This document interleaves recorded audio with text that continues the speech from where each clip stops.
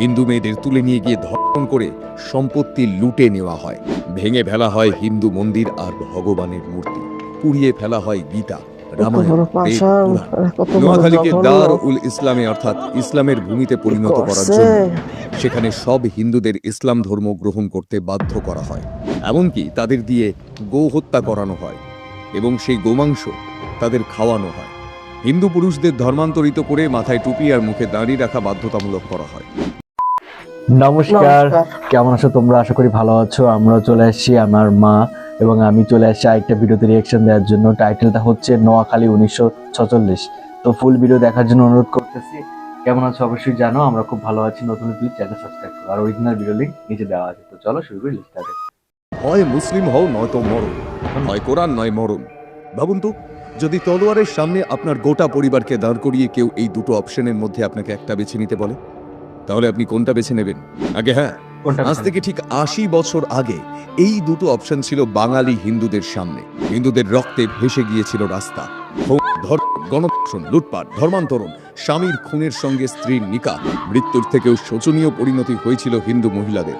মারা গিয়েছিল প্রায় ৫,০০০ হিন্দু, আক্রান্ত হয়েছিলেন ৫০,০০০-এরও বেশি। না, এটা কোনো সাধারণ হত্যাকাণ্ড নয়, এটাই ছিল ভারতের সবথেকে বড় পরিকল্পিত গণহত্যা। হিন্দুদের উপর মুসলিমদের এই নৃশংস হত্যালীলা আর বর্বরতার বিবরণ দেখে ইতিহাস শিউরে উঠেছিল। অথচ নোয়াখালীর এই রক্তাক্ত ইতিহাসকে ছোট্ট ঘটনা বলে ধামাচাপা দেওয়ার চেষ্টা হয় বারবার। তবে ইতিহাস কখনো চাপা থাকে না। যে সত্যিটা ইতিহাসের পাতা থেকে মুছে দেওয়া হয়েছে, সেই ঘটনাটা নিয়েই আমাদের আজকের এই ভিডিও। আর এই গোটা ঘটনাটা নিয়েই বানানো হয়েছে দ্য বেঙ্গল ফাইলস সিনেমাটি। এই ভিডিওটি শেষ পর্যন্ত দেখলে আমি গ্যারান্টি দিচ্ছি আজকে রাতে আর ঘুম হবে না আপনার। 1946 সালের 10ই অক্টোবর, কোজাগরী লক্ষ্মী পুজোর দিন। 500 টাকা চাঁদা চেয়ে নোয়াখালীর রামগঞ্জের একটা হিন্দু পরিবারের উপর চড়াও হয় একদল মুসলিম। টাকা না দিলে বাড়ির সবাইকে খুন করা হবে। প্রাণে বাঁচতে ভয় টাকাটা দিয়ে দেয় ওই পরিবার। টাকা পেয়ে চলেও যায় ওরা, কিন্তু এর কিছুক্ষণ পর আবার ফিরে আসে ওরা, সঙ্গে বিরাট দলবল। এবার ওদের হাতে বড় বড় তলোয়ার। সেই তলোয়ারের কোপে একে একে বাড়ির পুরুষদের মাথা কেটে ফেলে ওরা। দাদুর কাটা দেহের উপর বাবাকে ফেলে যেই তলোয়ার উঁচিয়েছে, অমনি ছুটে এলো 6 বছরের একটা ছোট্ট মেয়ে। এতক্ষণ ভয় ঘরের মধ্যে লুকিয়েছিল। গায়ের সব গয়না ও সেই সঙ্গে 400 টাকা ছোট্ট 2 হাতে বাড়িয়ে দিল ওই লোকটার দিকে। বাবাকে ছেড়ে দেওয়ার জন্য পাগলের মতো কাকুতি মিনতি করলো মেয়েটা। লোকটা এক হাতে তার কাছ থেকে গয়না নিল, অন্য হাতে তলোয়ার দিয়ে মেয়েটার বাবার গলায় বসালো এক কোপ। ব্যাস, মুহূর্তে শেষ একটা গোটা পরিবার। 23 অক্টোবর 1946 এই ঘটনাটি ছাপা হয় অমৃতবাজার পত্রিকায়। আর এই ঘটনা প্রকাশ্যে আসতেই শিউরে ওঠে গোটা দেশ। ঠিক কি হয়েছিল সেই দিন? কেন এই ইতিহাসকে গোপন রাখা হয়েছে? 10ই অক্টোবর 1946, সেই দিন ছিল কোজাগরী লক্ষ্মী পুজো। হঠাৎ করেই ছড়িয়ে পড়ে একটি গুজব। লক্ষ্মীপুরের রামগঞ্জ থানার করপাড়ার জমিদার রাজেন্দ্রলাল চৌধুরীর বাড়িতে নাকি এক সন্ন্যাসী এসেছেন, ত্রিয়াম্বাকানন্দ। তিনি নাকি ঘোষণা করেছেন পুজোর জন্য ছাগলের বদলে এবার থেকে তিনি মুসলমানের রক্ত দিয়ে দেবীকে প্রসন্ন করবেন। এটা বারুদে স্ফুলিঙ্গের কাজ করে। করপাড়া থেকে সামান্য দূরে শ্যামপুর দায়রা শরীফ। গোলাম সারোয়ার হুসেইনি এখানকার পীর। গুজব ছড়ানোর পর তিনি 10ই অক্টোবর ভোরবেলা রাজেন্দ্রলাল চৌধুরীর কাছ থেকে একটি চিঠি পাঠিয়ে বিষয়টি নিয়ে আলোচনার প্রস্তাব দেন, কিন্তু চৌধুরী বাবু এতে সাড়া দিলেন না। তাই সকালবেলা শাহপুর বাজারে মুসলমানদের এক সমাবেশ ডাকেন গোলাম সারোয়ার হুসেইনি। সেইখানে উপস্থিত মুসলিমদের সমস্ত ঘটনা জানিয়ে হিন্দু জমিদার রাজেন্দ্রলাল চৌধুরীকে উৎখাত করে সাধুর মুন্ডু কেটে আনার নির্দেশ দেন হুসেইনি। এরপরই ছড়িয়ে পড়ে হিংসার আগুন। উন্মত্ত জনতা শাহপুর বাজারের সব হিন্দু ব্যবসায়ীদের দোকানপাট লুট করে আগুন লাগিয়ে চালিয়ে দেয়। রামগঞ্জ আর 10 ঘড়িয়া বাজার লুট করা হয়। পরের দিন অর্থাৎ 11ই অক্টোবর সকালবেলা উত্তেজিত জনতা এসে রাজেন্দ্রলাল চৌধুরীকে নৃশংসভাবে হত্যা করে। জমিদার রাজেন্দ্রলাল রায়ের মাথা কেটে একটি রূপোলি থালায় সাজিয়ে গোলাম সারোয়ার হুসেইনিকে উপহার দেওয়া হয়। রাজেন্দ্রলাল রায়ের 2 সুন্দরী মেয়ে বিজয়ের পুরস্কার হিসেবে যৌদাসী বানিয়ে গোলাম সারোয়ার তার 2 সেনাপতিকে পুরস্কার হিসেবে দেয়। মুসলিমদের উপর একটি দল নোয়াখালীর ডিস্ট্রিক্ট বারের সভাপতি সুরেন্দ্রনাথ বোসের বাড়ি আক্রমণ করে। তাকে অত্যন্ত নিষ্ঠুরভাবে হত্যা করা হয়। তার বাড়িতে আগুন ধরিয়ে দেওয়া হয়। বাড়ির প্রত্যেকেই আগুনে জ্যান্ত দগ্ধ হয়ে মারা যায়। যারা কোনো ক্রমে বাড়ি থেকে বেরিয়ে আসতে পেরেছিল তাদেরও কুপিয়ে হত্যা করা হয়। এই ঘটনার কথা ছড়িয়ে পড়লে নোয়াখালী জেলার রায়পুর, রামগঞ্জ, বেগমগঞ্জ, লক্ষ্মীপুর, ছাগলনাইয়া আর পার্শ্ববর্তী ত্রিপুরা জেলার চাঁদপুর, চৌদ্দগ্রাম, হাজীগঞ্জ, ফরিদগঞ্জ এবং লাকসাম থানার বিশাল এলাকার আইন শৃঙ্খলা পরিস্থিতি নিয়ন্ত্রণের বাইরে চলে যায়। ধারালো অস্ত্র হাতে গ্রামে গ্রামে ঢুকে হিন্দুদের উপর ঝাঁপিয়ে পড়ে মুসলিমরা। আগুন লাগিয়ে পুড়িয়ে দেওয়া হয় হিন্দুদের ঘরবাড়ি। চলে লুটপাট। বাবা, মা, বউ, সন্তানের সামনেই হিন্দু পুরুষদের কেটে কেটে খুন করা হয়। হিন্দু মেয়েদের তুলে নিয়ে গিয়ে ধর্ষণ করে সম্পত্তি লুটে নেওয়া হয়। ভেঙে ফেলা হয় হিন্দু মন্দির আর ভগবানের মূর্তি। পুড়িয়ে ফেলা হয় গীতা, রামায়ণ, বেদ, পুরাণ। নোয়াখালীকে দার উল ইসলামে অর্থাৎ ইসলামের ভূমিতে পরিণত করার জন্য সেখানে সব হিন্দুদের ইসলাম ধর্ম গ্রহণ করতে বাধ্য করা হয়। এমনকি তাদের দিয়ে গো হত্যা করানো হয় এবং সেই গোমাংস তাদের খাওয়ানো হয়। হিন্দু পুরুষদের ধর্মান্তরিত করে মাথায় টুপি আর মুখে দাঁড়ি রাখা বাধ্যতামূলক করা হয়। মুসলিমরা ধর্মান্তরিত হিন্দুদের বাড়ি টহল দেওয়া শুরু করে আর গ্রামের মৌলবীরা বাড়ি বাড়ি গিয়ে ইসলামিক শিক্ষা নিতে বাধ্য করে। হিন্দু পুরুষদেরকে জোর করে মসজিদে নিয়ে গিয়ে নামাজ পড়ানো হয়। হিন্দুদের বাধ্য করা হয় গরুর মাংস খেতে। ধর্মান্তরিত হিন্দুদের আরবি নামে নতুন নামকরণ হয়। চৌধুরী, ঠাকুর, মৌলভী প্রভৃতি খেতাব বংশমর্যাদা ও উচ্চ বর্ণের পরিচয় হিসেবে নামের শেষে যুক্ত করার অনুমতি দিত মুসলমানরা। নামকরণের পরই হিন্দুদের বাধ্য করা হতো গোশত খেতে আর কলমা পড়তে। কিন্তু এত করেও খাঁটি মুসলমান হওয়া সম্পূর্ণ হতো না যতক্ষণ না ধর্মান্তরিত হিন্দুদের বাড়ির মেয়েকে মুসলমানরা বিয়ে করত। হিন্দুরা যে মুসলমান হয়ে গেছে এটা প্রমাণ করাই ছিল এই বিয়ের উদ্দেশ্য। ধর্মান্তরিত হিন্দুদের মুসলিমদের কথা মতো চলতে হতো। কখনো গ্রামের বাইরে যেতে হলে স্থানীয় মুসলিম নেতাদের অনুমতি নিতে হতো। নোয়াখালী গণহত্যায় হিন্দু পুরুষদের যা অত্যাচার করা হয় তার থেকেও কয়েক গুণ বেশি অত্যাচার করা হয় হিন্দু মহিলাদের। কিভাবে হিন্দু মেয়েদের নির্যাতন করা হতো? হিন্দু মহিলারা ছিল মুসলিমদের সফট টার্গেট। সরকারি রিপোর্ট অনুযায়ী নোয়াখালীতে এই সময় 200 থেকে 300 মেয়েকে অপহরণ করা হয়। আসল সংখ্যাটা আরও কয়েক গুণ বেশি। এই হিন্দু মেয়েদের বেশিরভাগেরই পরে আর কোনো খোঁজ পাওয়া যায়নি। যারা ফিরে এসেছিলেন তাদের পরিবার আর তাদের গ্রহণ করেনি, তাই তাদের আত্মহত্যার পথ বেছে নিতে হয়েছিল। 12 থেকে 42 বয়স যাই হোক না কেন, ধর্ষণের হাত থেকে রেহাই পায়নি কেউ। আসলে হিন্দু ভাবাবেগের গোড়ায় আঘাত করতে চেয়েছিল মুসলিমরা, তাই হিন্দু মেয়েদের সম্মান নিয়ে ছিনিমিনি খেলেছিল ওরা। হিন্দু মেয়েদি তখন যেন ওদের যুদ্ধক্ষেত্র। ধর্মান্তরিত করার পর কে কতটা খাঁটি মুসলমান হয়েছে সেটা প্রমাণ দিতে হতো। কিভাবে? মুরব্বীদের চোখ শোক দিয়ে। হাজীগঞ্জ থেকে উদ্ধার হওয়া এক ভুক্তভোগী তার নিজের করুণ অভিজ্ঞতার কথা জানিয়ে বলেছেন, ওরা বলল আমাদের বাড়ির মেয়েদের সঙ্গে ওদের বিয়ে দিতে হবে।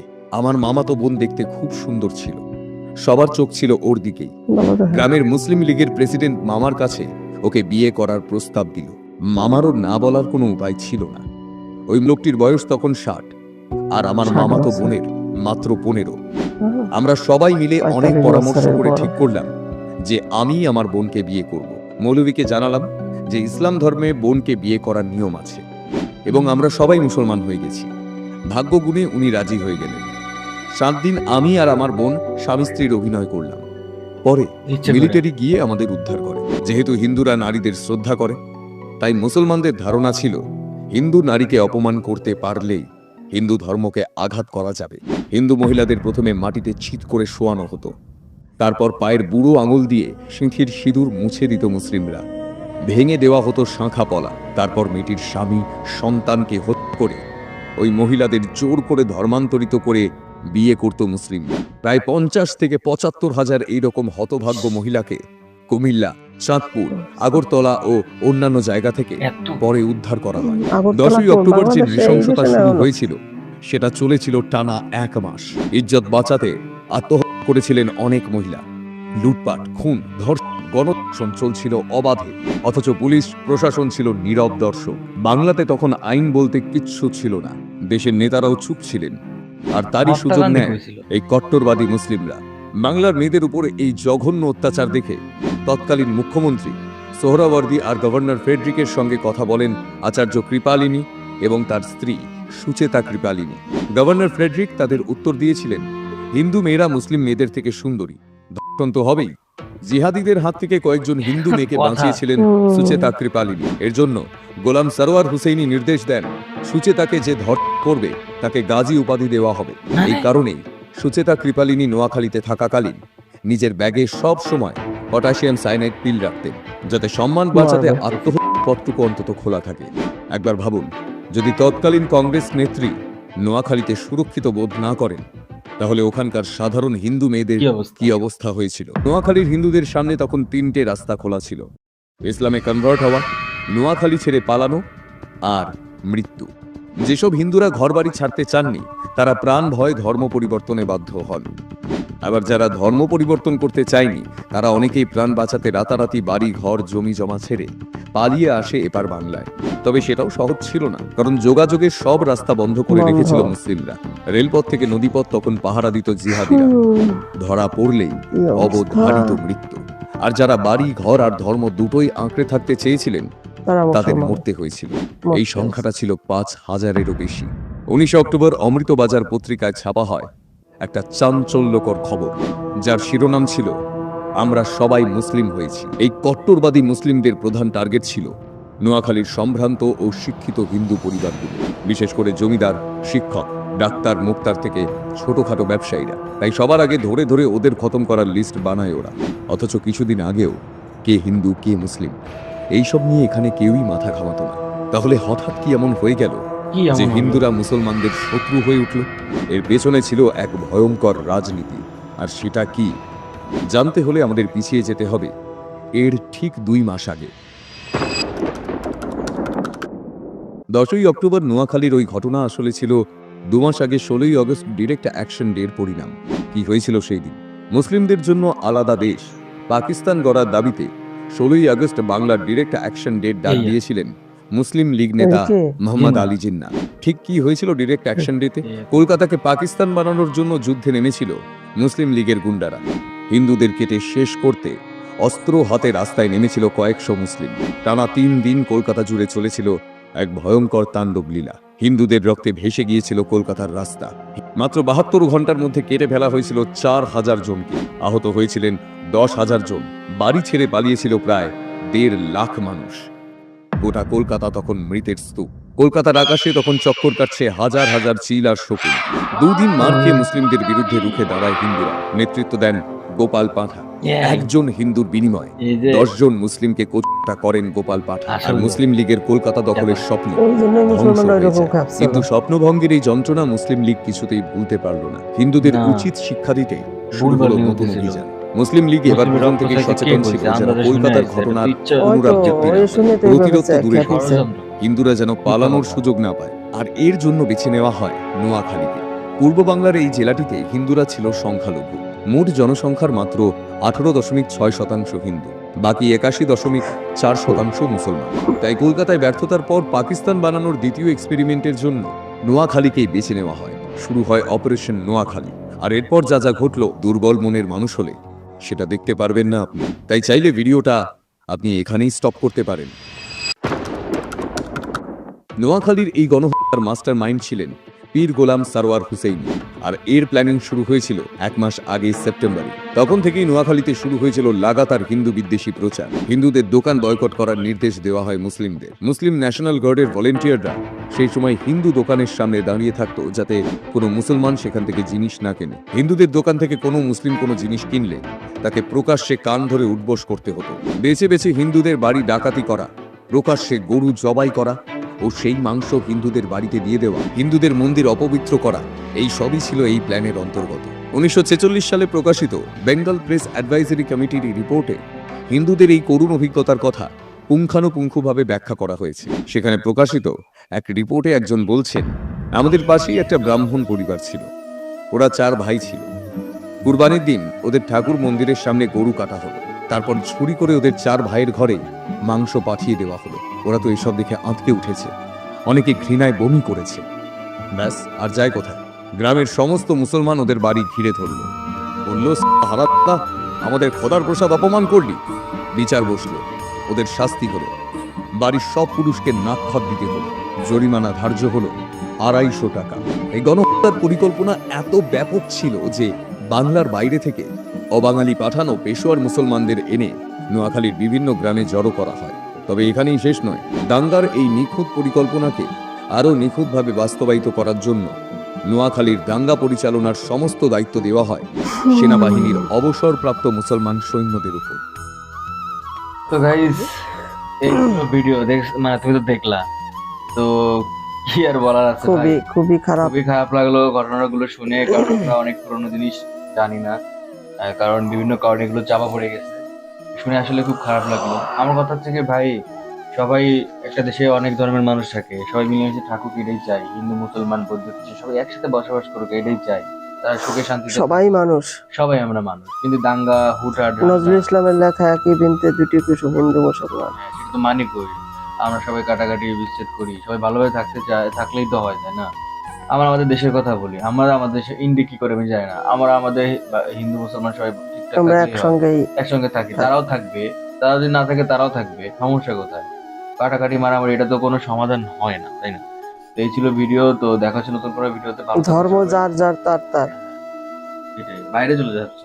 তো নমস্কার, দেখা হচ্ছে পরে। নমস্কার। ভালো থাকো, বাই।